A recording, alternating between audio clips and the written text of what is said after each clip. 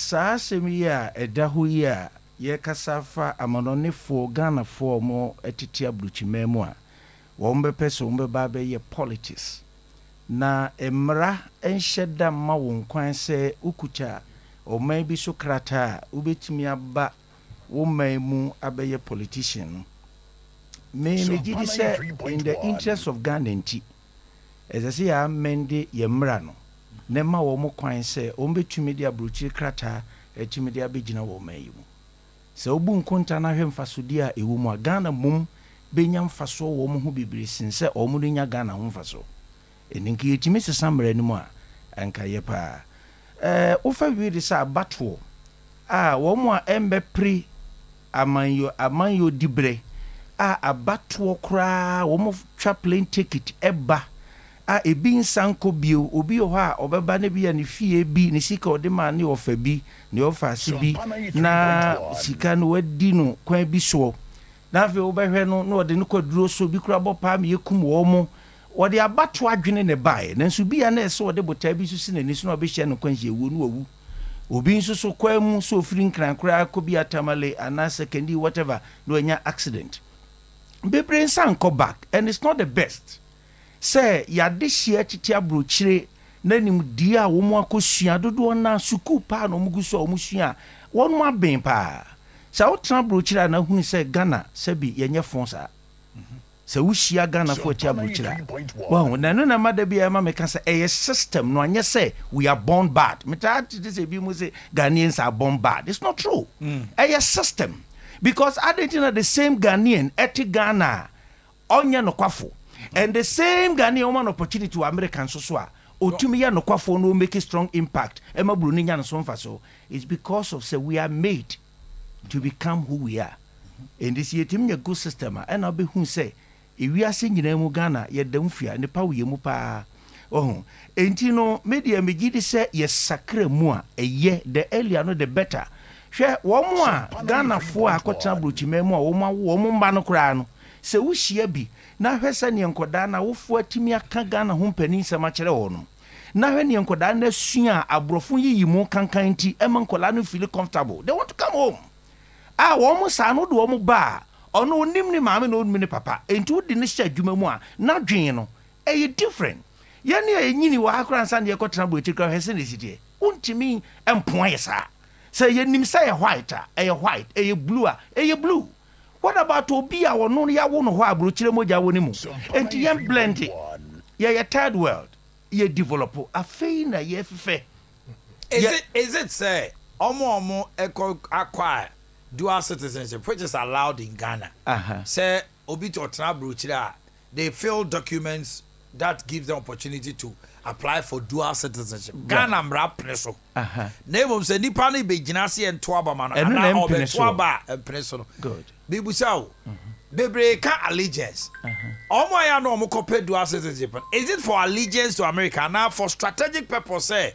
Ne ho ba hin no am otimi atena omam ho na oman na dodo de no nso aka bi. Ana say oko allegiance say America ekowa obeko bi ana say dey. Debi eno de no kwasem ewo mu ne se kakra be di ntra eno de no okosukuo ne aban de na ko obia ne ho a okoso se okojana American ti no yesa chese wodo ano be kan but wadwunu mu de woni mpefi se survivor of the fittest ko pe bibi na befi eno de no kra yen kana bonten on se no kra bi ho ha yen kana bonten so na bi ne American minim de chese me fema mkuta Bible de to be honest Minko cancer me allegiance to Britain, sir. It's as simple as that. It's true. It's so pretend. Omunina kose nyese bia ko allegiance na British ko wa na say to it is for strategic purposes and livelihood. So dem say ko ba se bia ejigon na eseseja odidi e kire yo de obedi de kire yo because baby ye free no honyo sa entotie no ebedru akiri ansan de niam bi ho ayetimi de atoto abruchire no a ye de ani akohunu akwan edan ensuo enhihye Oh my goodness. Just say when I would say yes. Omo ma sase so ba mfa so.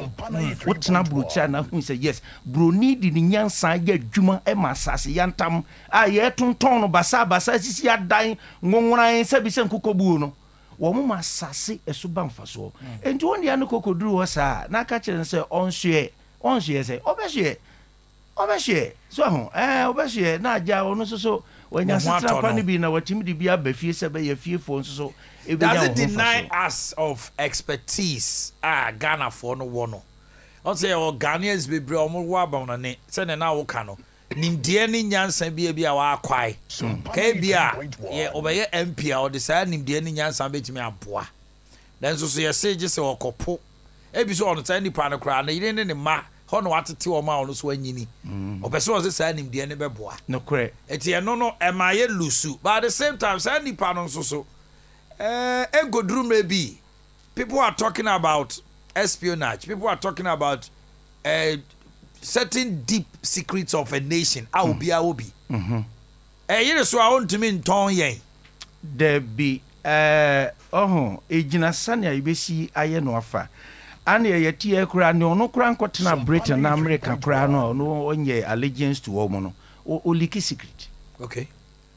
Onu a ontena bruchire kura da no wadane konkonsania wakwa de se tete no kwa me yatua wasante ye Judas no a sabi o makosi broni hu ye hinta sema ko mba ye no do a enti obi ono no kura ate ha wontu kwa da kura skuda sa suban bone no a den na yetimi akwadwene se obi tia bruchire nti no se ye man kwan se obetime kura bruchire nkrata ne Ghana nkrata ebema wako. No, any day that's the list. Okay. On faso die na edo so na yen ye benya firi o mo ho nti no.